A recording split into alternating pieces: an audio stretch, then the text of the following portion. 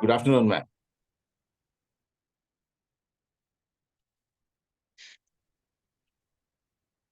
Akhilji will wait for 2 more minutes. Yes, sure.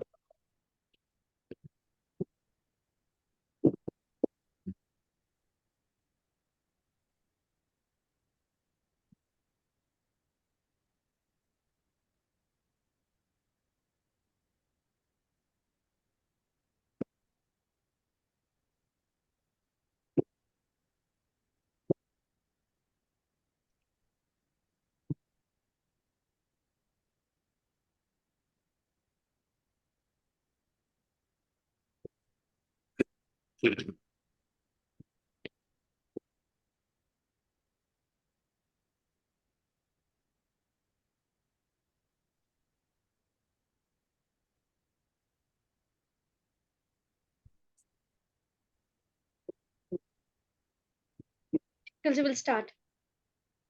Okay. So I think 13 people have joined. Yeah. Clients भी हैं आज या फिर partners हैं? Clients might be there. आपने confirmation नहीं लिया है क्या? Yeah, I got the confirmation. As per my information, it was there were some clients. Okay.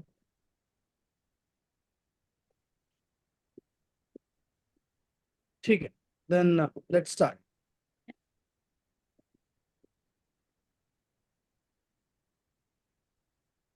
So मेरी screen visible है सबको? Yeah. Okay. So hi everyone, good afternoon, and thank you for joining on Sunday. The first thing that we have already explained this presentation last week or last to last week when we did. एक बार फिर से हम इसे present करेंगे क्योंकि काफी लोग होंगे प्रॉब्ली जो न्यू ज्वाइनर्स होंगे जिन्होंने फर्स्ट टाइम सेशन अटेंड किया होगा. सो उनके लिए प्रेफरेबली अच्छा रहेगा, अंडरस्टैंड कर पाएंगे वो फंक्शंस, स्टार्टा का बैकग्राउंड एंड सारी चीजें. एंड उसके बाद में we will take you through the actual presentation of the asset we launched last week, the health care asset, hospital asset. So उसके बारे में अगर कुछ भी क्वेरीज होंगी हम सेशन के एंड में Q&A सेशन करेंगे, उसमें आप कोई भी क्वेरीज होंगी आप सामने रखें. सो स्टार्टा के बारे में अगर बताऊं मैं तो Strata is a company from Bangalore. It was started in 2019 and basically to keep that in mind that how we can improve the commercial real estate market, right? We know that commercial real estate market is booming like anything else. ठीक है, आज की date में अगर हम compare भी करते हैं रेसिडेंशियल से तो returns wise commercial is far better than any other asset class in real estate, right? So motive ये था कि we will use a tech platform and इसके पहले आज तक टेक प्लेटफॉर्म यूज हुआ नहीं है रियल एस्टेट में. एक कन्वेंशनल रियल एस्टेट चलता आ रहा है जिसमें लोग इन्वेस्ट कर रहे हैं, डॉक्यूमेंट्स ले रहे हैं, प्रॉपर्टी ओन कर रहे हैं और उसके बाद में प्रॉपर्टी रेंट आउट हो रही है, लीज आउट हो रही है, कुछ भी हो रहा है, वो सारा जो कॉल है वो इन्वेस्टर का है या फिर ओनर का है. डेवलपर का उससे कोई लेना देना नहीं है. सो we have democratized the real estate investment in commercial real estate. We offer pre-leased commercial assets to the investor to invest in with minimum ticket size. Grade A की जब हम बात करते हैं तो grade A properties are like 100 crore, 200 crore, 50 crore. That is the minimum cost of any grade A property. और grade A property में जब हम प्रीलीज की बात करते हैं तो most of the bigger corporates और companies they prefer grade A buildings, right? Lease के लिए जब भी वो जाते हैं या फिर कोई भी स्पेस उन्हें एक्वायर करना होता है तो probably prefer grade A properties only. Currently, we have 80,000 plus user base. We are managing 1,800 crore assets across country in 8 different cities. So अभी मैं आपको इसका ज्योग्राफी भी बताऊंगा कि कौन कौन से स्टेट में कौन से सिटी में हमारी प्रेजेंस है. 4 plus million square feet we have done till now. That is the area we are managing. We have done 36 assets till now. We have 4 assets. What we have done, healthcare is the new asset kind where we have entered now. So now we have 5 kind of assets. Rental dispersal. So we have disbursed 75 plus crores rental to the investors till now in 4 to 5 years. We have presence in 7 locations. So you can see Jaipur, Mumbai, Pune, Bangalore, Hosur, Chennai, Hyderabad, and then Gujarat. We did last asset in Gujarat. So that is our 8th location. These are the tenants in our portfolio. So you can gauge and you can, you can think about it that what kind of tenant we have in our portfolio. All tenants are like MNCs and well-known brands, right? So whenever we are acquiring the property, we keep that in mind कि हमारा tenant का profile अच्छा हो. और जब profile अच्छा होता है, टेनेंट बड़ा होता है, तो डेफिनेटली टेनेंट जल्दी प्रॉपर्टीज छोड़ के जाता नहीं है. So we have to keep that in mind. और वो सिक्योरिटी पर्पज से हम जब भी कोई प्रॉपर्टी एक्वायर कर रहे होते हैं, we do the due diligence of tenant. Tenant का रिसर्च, टेनेंट के बैकग्राउंड, टेनेंट का financial research, everything will be done prior to the purchase of the asset.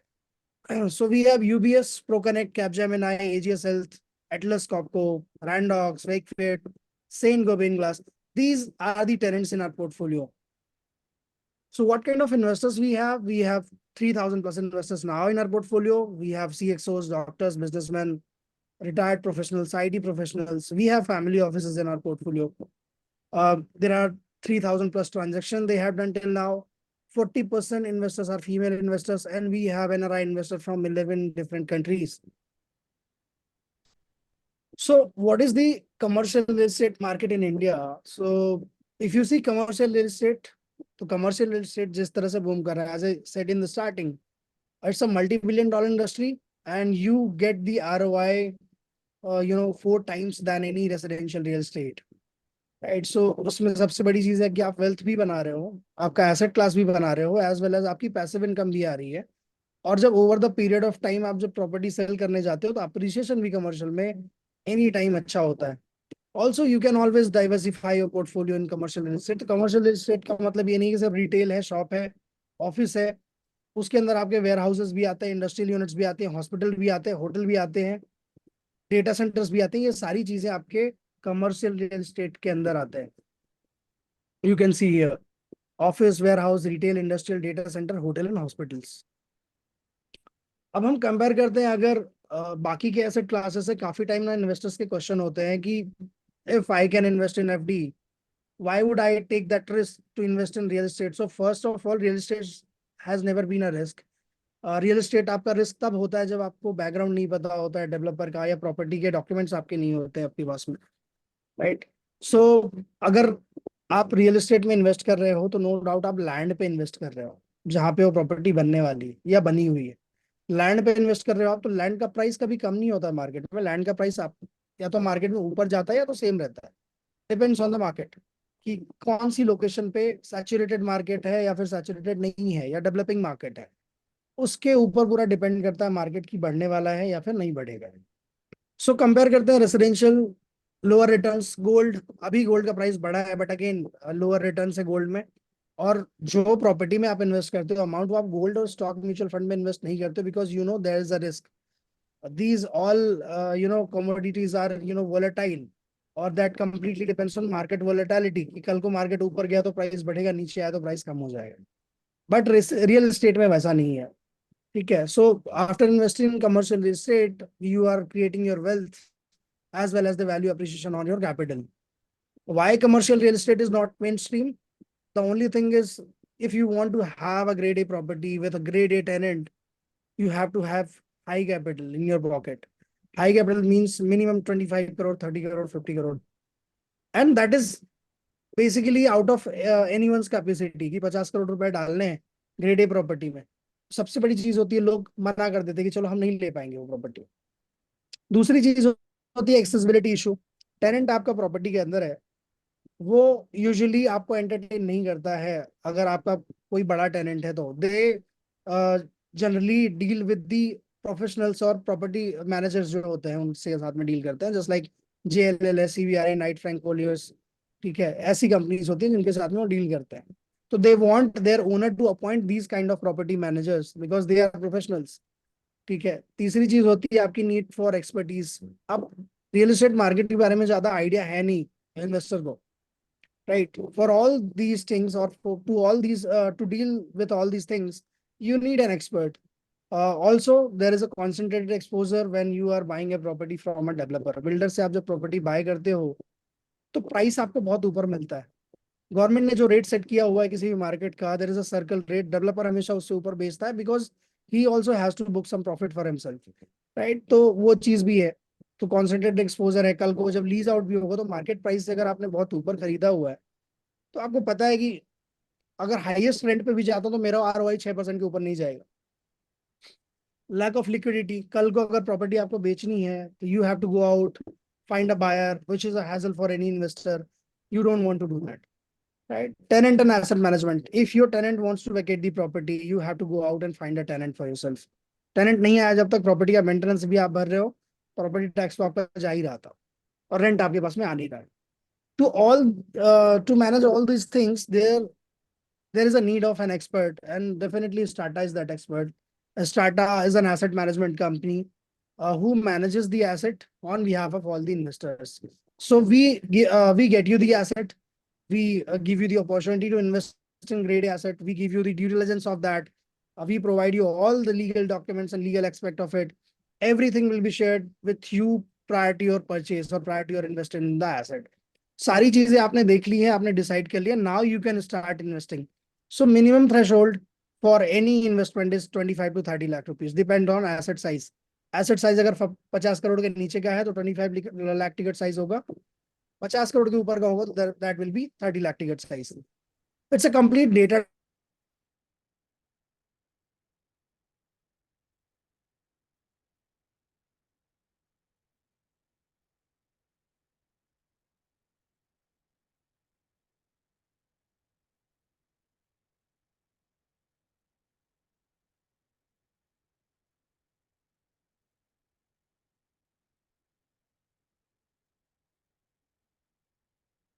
Through your dashboard. So all documents, as I said, will be uploaded there. You can track the entire cash flow, SPV, everything dashboard. Ease of liquidity through multiple avenues. Now SEBI is coming to the picture. So not to back out,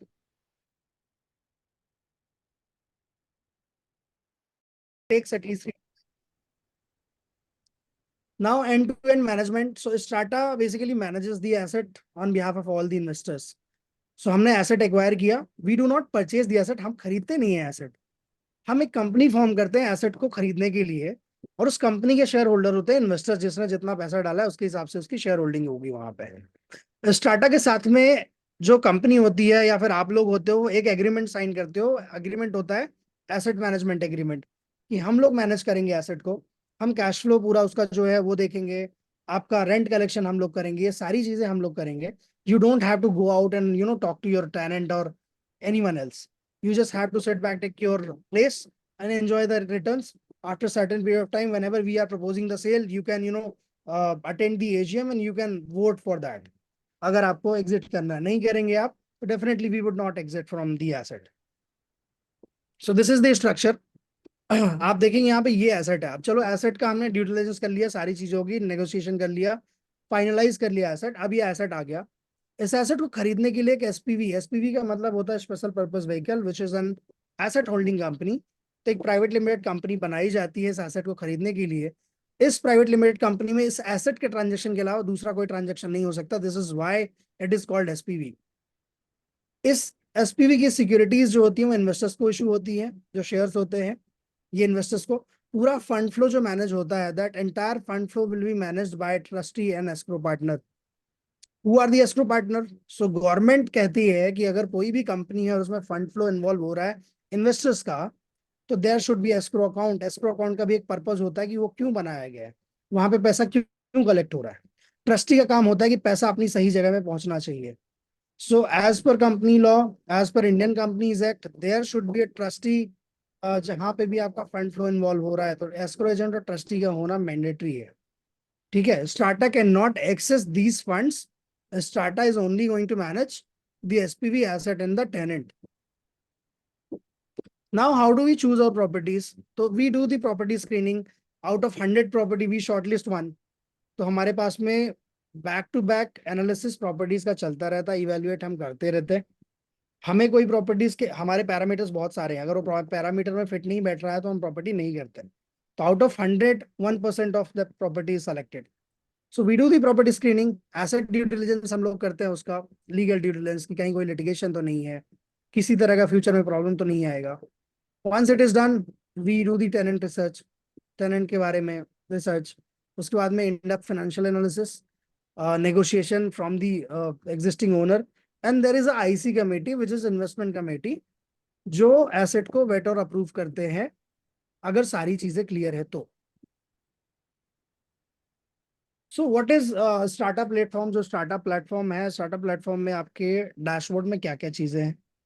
सो पहली चीज है, whenever you are investing through startup, you get the ROI of 8 to 10%, depends on asset to asset, and targeted IRR of 12 to 15%. IRR का मतलब होता है आपका internal rate of return, which means your ROI plus appreciation year on year. अगर मेरा हर साल 5% का appreciation मेरी कैपिटल पे हो रहा है और ROI मुझे 8% एवरेज मिल रहा है, तो आपका IRR आपका 13 to 14% बन रहा है at the time of exit. Transparency, so again I have explain this to you. Pricing के रिलेटेड या कुछ भी रिलेटेड सारी चीजें ट्रांसपेरेंट है, सारे डॉक्यूमेंट्स आपके पास में है। We have an asset management signed with you, 24 access you have, an accessible threshold is 25 lakh minimum। Liquidation option मैंने बता दिया है। अभी ये लिक्विडेशन प्रोसेस हम फॉलो नहीं कर रहे हैं बिकॉज सेबी आ गया है। जब तक सेबी नहीं था, प्राइवेट ट्रांजेक्शन था, रीसेल प्लेटफॉर्म था, and there was a asset sale की हम ऑफर करते थे सामने से कि 5 से 7 साल रुकेंगे।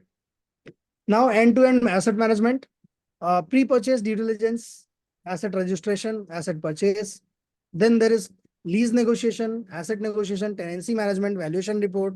हर 6 महीने में एसेट का वैल्यूएशन रिपोर्ट आपके पास जाता है। आपको पता होता है कि मेरे प्रोजेक्ट की वैल्यू क्या है और मेरे इन्वेस्टमेंट का वैल्यू आज की डेट में क्या हुआ है प्रो रेटा बेसिस। जब आप एग्जिट कर रहे होते हो तो नेट एसेट वैल्यू पे ही एग्जिट करते हो वैल्यूएशन रिपोर्ट के हिसाब से।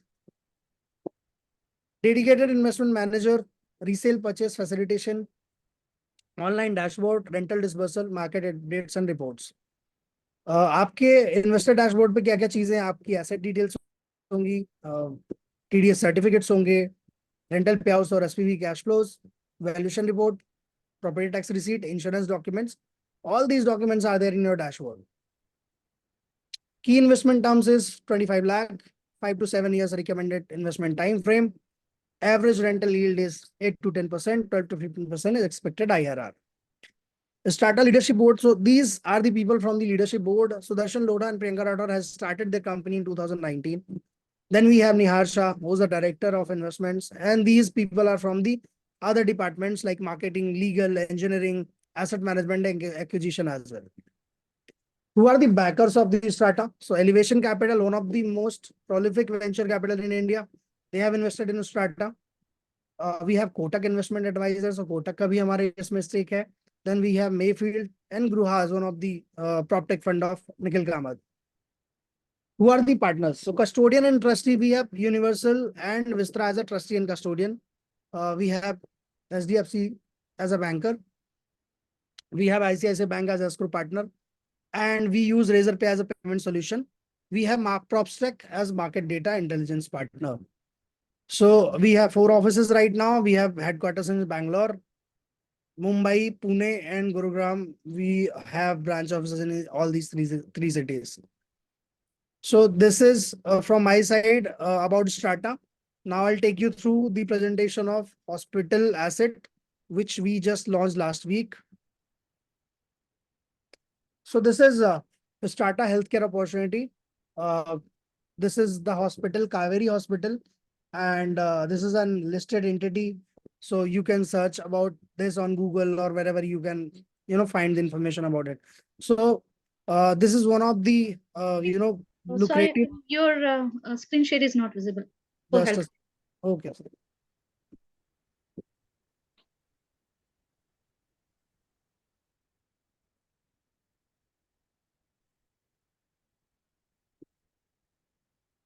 Hold on, I'm sharing.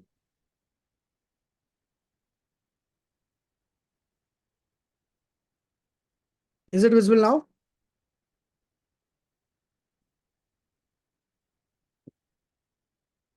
Lata ji, Yes, visible? yes. Yeah, Okay. it is visible. So Strata healthcare opportunity. First time we are entering into healthcare sector. Again, healthcare is something which is recession free, pandemic free. You can always think about it, while investing in real estate. So health care क्यों important है किसी के लिए भी? The reason is that आज की date में health care एक ऐसा सेक्टर है जहां पे पैसा बन रहा है। कोई भी हॉस्पिटल अपना प्रॉपर्टी बेचने के लिए रेडी नहीं है। आप जैसे हम इसी एसेट की बात करें, कावेरी की, Kaveri is a very big name in south India. South India में बड़ा नाम तो है ही, और इसके पहले जितने भी एसेट, जितने भी कावेरी हॉस्पिटल हैं इंडिया में, 10+ हॉस्पिटल्स हैं। All hospitals are owned by Kaveri only. This time they are not, they are not purchasing this land, or they are not constructing this. The reason is simple, because they want to save the money on construction. So सारा पैसा वो invest करना चाहते हैं equipments में और infrastructure में hospital के. So this is opportunity to acquire 4.25 acres of land on upcoming 2.89 lakh square feet of hospital space. So the opportunity is valued at 50 crore, while the overall project is valued at approximately 200 crore, located in Hosur, Tamil Nadu. This is 50 kilometers from Bangalore. 200 crore total हमें fund raise करना है. Right now we are raising fund for land, which is approximately 83-84 crore. पहला tranche 50 crore का है, what we are raising right now. And उसके बाद में दूसरा जो tranche आएगा, that will be 39-40 crore. 9.02% gross entry yield, 13.4% is gross targeted IRR. The lease term is 30 years, 25 years, and tenant lock-in. This is located in Hosur, and it's a leading multi-specialty hospital. Indian health care sector की अब बात करते हैं अगर हम, तो आज की डेट में हमें पैंडेमिक के टाइम पे हमें एक चीज पता चल गई है कि बेड्स की रिक्वायरमेंट बहुत ज्यादा है हॉस्पिटल्स में. इंडिया में जो रिक्वायरमेंट है बेड्स की, that is 3.2 beds. That is a global average of recommended by WHO. India में आज की डेट में जो चल रहा है बेड के number, so that is 0.9, which is very low, right. And 44,000 private hospitals हैं, 26,000 आपके गवर्नमेंट हॉस्पिटल्स हैं. पर 1,000 पॉपुलेशन प्राइवेट हॉस्पिटल्स में 0.62 बेड है, एंड पब्लिक हॉस्पिटल में 1.57. Scope for growth is 2.19 beds, private plus public hospital दोनों में. एंड तब भी हम WHO को ग्लोबल एवरेज के बराबर नहीं पहुंच रहे हैं. Right now in Hosur, 50 kilometers, away from Bangalore, there are multiple hospitals.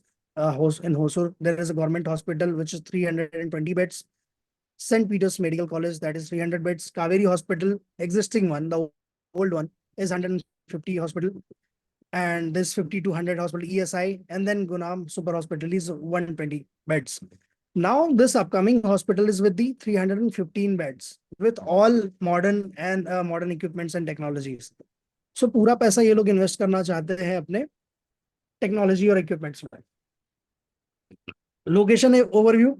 So industrial micro market जो आपका सिपकोट इंडस्ट्रियल एरिया है, जहां महिंद्रा है, आपका अशोक लीलैंड है, नेरोलैक है, you have micro plastic and Wakefit. So it is very nearby from these places. Mahindra two wheelers का जो आपका मैन्युफैक्चरिंग प्लांट है 2 kilometre from here. Ashok Leyland से 18 kilometre, and Nerolac is 20 kilometre. Infosys का जो पार्क है 30 kilometre from this place in Hosur. Okay, so this is the asset overview. That building will be 8-story, or building में there will be a 2 basement, 1 ground, and 8-story building. There is 1 service floor on 4th. So total land is 4.25 acres, 2.89 lakh square feet is a leasable area. There is 330 four-wheeler parking, and there are 335 two-wheeler parking in the building. Now, tenant overview is something which is required for any investor who is investing in, hospitals or healthcare. So they have presence in 6 different locations, 10+ hospitals they have built, and they are owning all those hospitals. They have installed 2,500 plus beds, and they have 10,000 employees right now in India. So what is your investment thesis for this proposal? That this is a leading multi-specialty hospital. Gross entry yield is really good, which is 9.02%. Gross targeted IR is 13.4.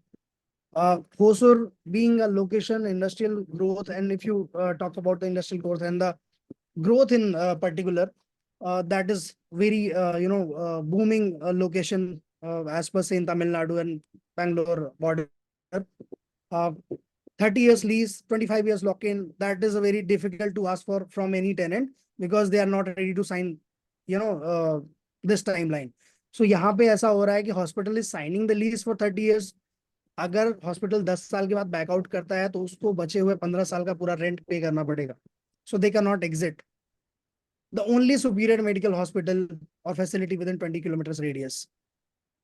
Project timelines. So this is at the land stage right now. We are raising funds for land. 3 या 4 महीने के बाद में हम लोग fund raise करेंगे construction के लिए. That will be in different SPV. Lease agreement tenant आज साइन करके उन्हें को रेडी है, तो जिस दिन लैंड का रजिस्ट्रेशन होता है प्रॉब्ली इन मई और जून फर्स्ट वीक, जैसे ही लैंड का रजिस्ट्रेशन हुआ event will start from day 1. उसका रीजन है कि टेनेंट आज लीज साइन कर रहा है. The reason is because they are saving the money on construction. Land नहीं खरीदना पड़ा, कंस्ट्रक्शन का पैसा नहीं देना पड़ा, सिर्फ वो टेनेंट बन के रह रहे हैं. तो दे आर रेडी टू पे 2 years का रेंट. 2 साल के बाद उनको डिलीवरी मिलने ही वाली है हॉस्पिटल की. So agreement to sale registered April, MOU executed, architect finalised. मई जून 24 में आपका लैंड रजिस्ट्रेशन हो जाएगा, रेंट कमेंसमेंट स्टार्ट हो जाएगा, ATN and land lease deed execution हो जाएगा. Q1 Q2 24 initiation of pre construction approval. तो सारे अप्रूवल्स जो गवर्नमेंट से आने होते हैं आपकी Q2 मतलब जून तक में सारे अप्रूवल्स हमारे पास में आ जाएंगे. Q2 में ही एक्सकेवेशन स्टार्ट हो जाएगा. Then construction partner of PMC भी फाइनलाइज हो जाएगी Q2 में. Q3 में receipt of construction approvals. Q3 Q4 26 में आपका delivery. Terms of investors, so 30 lakh is the minimum investment size. The reason is because the ticket size is 83 crore. 1% rental top up and 1% management fee. To manage the entire process, to manage the entire life cycle of the asset, Strata charges 1% of your investment amount. So we will charge 30,000 yearly and that will be deducted pro rata basis month on month. तो 30 लाख का अगर आप 12 महीने में divide कर दो, जो भी अमाउंट होगा वो अमाउंट हम हर महीने डिडक्ट करेंगे आपके रेंट से. So this is the proposal.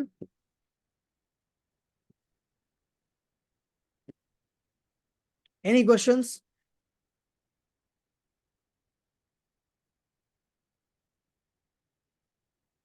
Feel free to ask.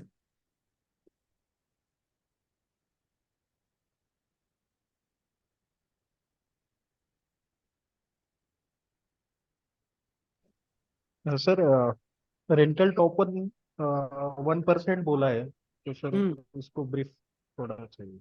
Rental top up is something which is early bird offer बोल सकते हो आप उसको. उसका मतलब ये होता है कि फर्स्ट ईयर जो हम मैनेजमेंट फी आपसे चार्ज करते हैं वो as a rental top up हम आपको वापस कर देते हैं. First year as there is no management fee as such. तो पूरा आरओआई आपके पास में आता है first year. Okay, thank you. Anything else?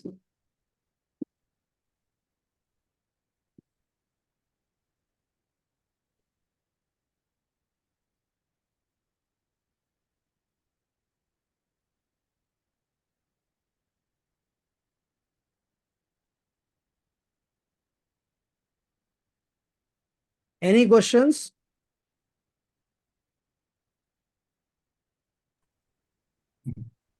Sir, how do we do digital marketing for this? What kind of creatives you can share? The creatives are there in your dashboard, so you can extract those collaterals or creatives from that. Okay. बाकी generic campaign करें क्योंकि asset ज्यादा time रहेगा नहीं, sold out हो जाएगा. तो आप जेनरिक कैंपेन करें, fractional real estate as a market. Okay. ठीक है.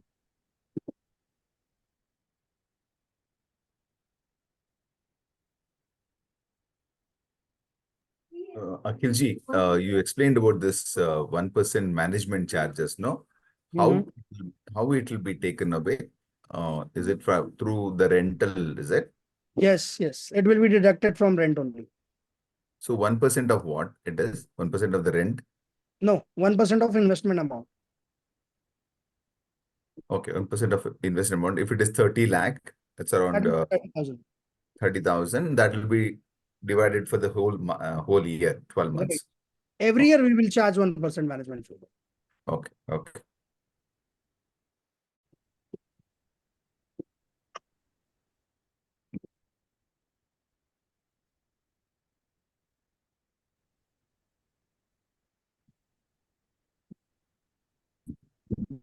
Hello Yeah. हेलो सर, ये जो सैंपल फ्लैट्स के जो वीडियोस होते हैं राइट नाउ और बिल्डर्स की तरफ से या प्रॉपर्टी डीलर्स की तरफ से, तो इसका हॉस्पिटल्स का भी कोई हमें सैंपल वीडियो मिल सकता है? सर जस्ट मैं इसको हॉस्पिटल भी बना नहीं है, हॉस्पिटल बनना है, तो और उसका कोई हॉस्पिटल का सैंपल, सैंपल नहीं होता है। उसका सैंपल नहीं होता, ठीक है। हॉस्पिटल का नॉलेज सैंपल के लिए कैसे होगा? हॉस्पिटल का तो अलग चीज होती है ना। हॉस्पिटल, आप हॉस्पिटल का कैसे शेयर करेंगे कोई सैंपल वीडियो? ठीक है sir, thank you for the knowledge.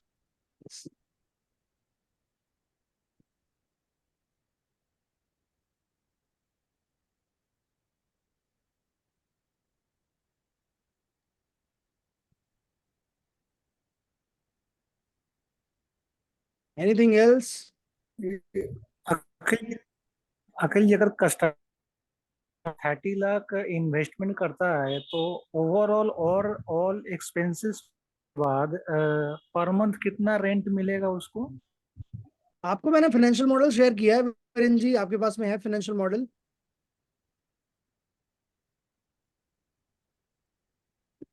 आपने देखा है फाइनेंशियल मॉडल? मैंने देखा था एक बार, ये मैंने ओवरऑल एक बार रफली मैंने कितना मैंने वो आप सर सबके साथ बताएंगे में मैंने शेयर किया प्रॉपर? हुआ है, प्लीज गो थ्रू करिए सारी चीजें। अगर मैं प्रेजेंटेशन में शेयर करूंगा, आप उसको गो थ्रू नहीं करेंगे तो आपको कैलकुलेशन नहीं समझ में आएगा। ये मैंने लास्ट वीक में भी जब भी किया था ना, तो तब भी मैंने शेयर किया था। आप ये फाइनेंशियल मॉडल एक बार नहीं 10 बार देखिए, जब तक आपको समझ नहीं आता, कुछ भी कंफ्यूजन हो तो आप बताइए। ये फाइनेंशियल मॉडल है, आपको विजिबल हो रहा है स्क्रीन? Yes yes. ओके, सो आप देखिए, ये फाइनेंशियल मॉडल है आपका। 83 करोड़ 30 लाख हमें रेस करना है। पहला ट्रांच हम जो रेस कर रहे हैं, that is 45 crore, 54% of total cost of land. 30 lakh का हमने इन्वेस्टमेंट किया। टारगेट एनुअल अप्रिसिएशन हमने 5% पकड़ा हुआ है, 5% हर साल अप्रिसिएशन आपके प्रॉपर्टी पे। प्री बुकिंग ऑफर और rental top up is yes. Resident Indian yes. Exit year हम चलिए आपको इसको 10 साल कर दो आप। एनुअल रेंट 559 हो गया। टोटल इन्वेस्टमेंट इतना हो गया, इन्वेस्टमेंट अमाउंट 30 लाख हो गया। अब रेंट यहाँ पे आप कैलकुलेट करिए, देखिए 30 लाख का आपका इन्वेस्टमेंट है, 245,981 आपका रेंटल इनकम है total. Pre booking offer 30,000। Interest on security deposit 7589, जो टेनेंट ने सिक्योरिटी डिपॉजिट दिया है वो अमाउंट भी आपका एफडी अकाउंट में पाके वहां से भी इंटरेस्ट आ रहा है, तो वो इंटरेस्ट भी आपके रेंट में ही आएगा। प्रॉपर्टी टैक्स और इंश्योरेंस फर्स्ट ईयर 13,032। मैनेजमेंट फी 30,000, तो 2,40,539 पहले साल का रेंट है। फर्स्ट ईयर का रेंट है 2,40,539। This is 8.2% ROI net. Second year आपका प्री बुकिंग ऑफर जीरो हो जाता है। प्री बुकिंग ऑफर दूसरे साल नहीं होता है, दूसरे साल से आपका मैनेजमेंट फी भी लग रहा है, तो ये कम होता है रेंट यहाँ पे 211। बट थर्ड ईयर में रेंट पे एस्केलेशन होता है 4% का, तो आपका रेंट बढ़ता है फिर से 255 820, और ये हर साल फिर 4% बढ़ता रहता है। ठीक है, तो यहाँ पे अगर आप देखेंगे एट द एंड 10 साल का ही अगर मैं निकाल लूँ तो 10 साल में कितना बन रहा है? 10 साल में आपका टोटल रेंट आपने जो अर्न किया है, hold on,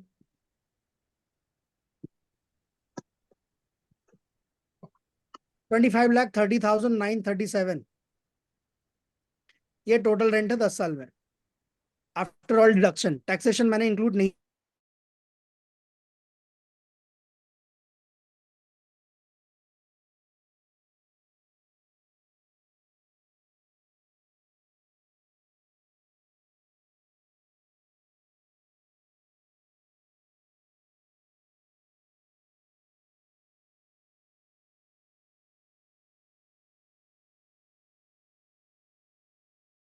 before taxation it is 19,412.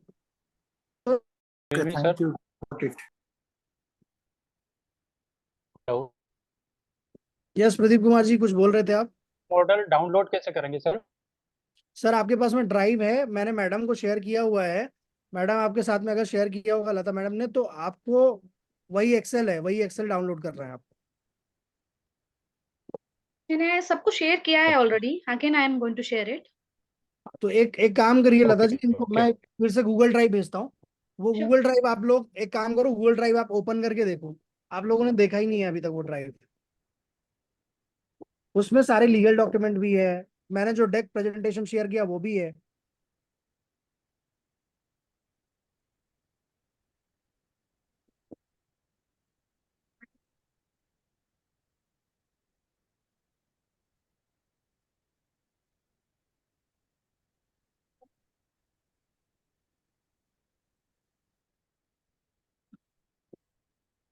अगर आप लोग ये गो थ्रू नहीं करोगे डॉक्यूमेंट्स को, तो क्लाइंट कोई भी सवाल पूछेगा आप नहीं जवाब दे पाओगे उसका।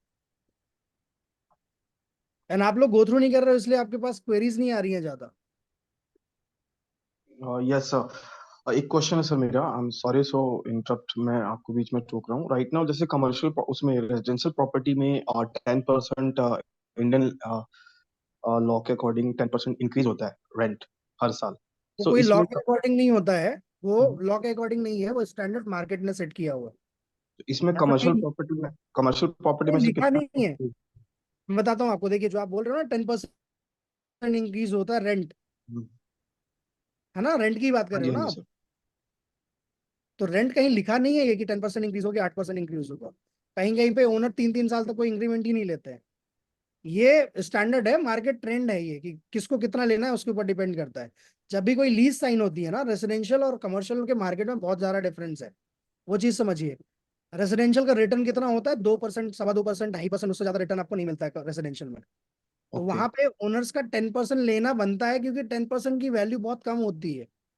आप समझ रहे हो कि सपोज अगर 25,000 रुपये रेंट है और उसका 10% आप बढ़ा रहे हो, तो मतलब 2,500 रुपये बढ़ रहा हाँ है। जी 2,500 रुपये तो बहुत नॉमिनल है, मतलब इन्फ्लेशन के हिसाब से तो 10% कम ही हो गया, ज्यादा नहीं है वो, है ना। ठीक है। एक स्टैंडर्ड है।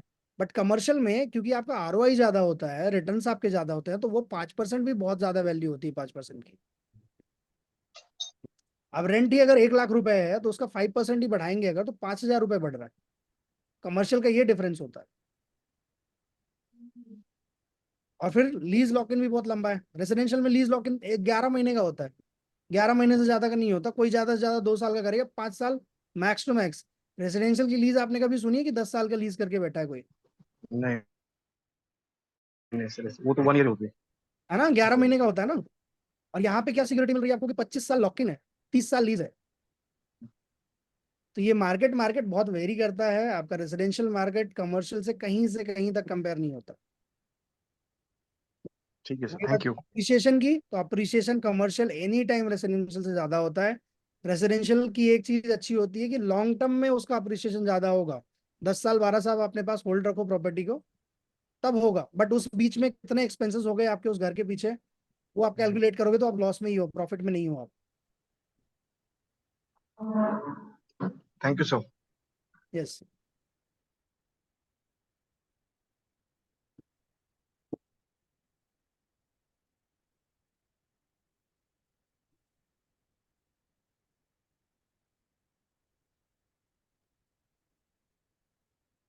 और किसी की कोई क्वेरी है तो पूछ सकते हैं।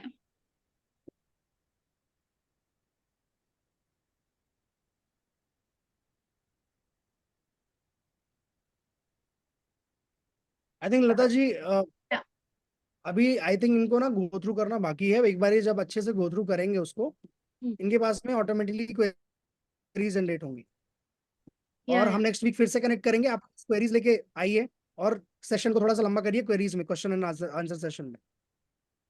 प्रेजेंटेशन में मतलब सेम प्रेजेंटेशन करता रहूंगा, आप भी बोर हो जाओगे। इससे बेटर है कि आप लोग क्वेरीज लेके आओ, क्वेरीज का आंसर मैं करता हूँ, आपके लिए, दूसरों के लिए भी अच्छा होगा, आपके लिए भी अच्छा होगा। राइट अखिल जी।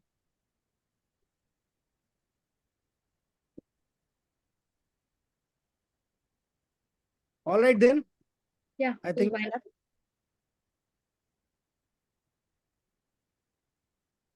एक मिनट,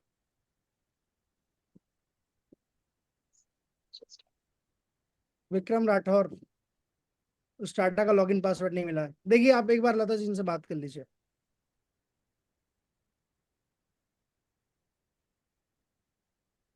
ठीक है, then I take your leave guys, thank you so much for joining in on Sunday.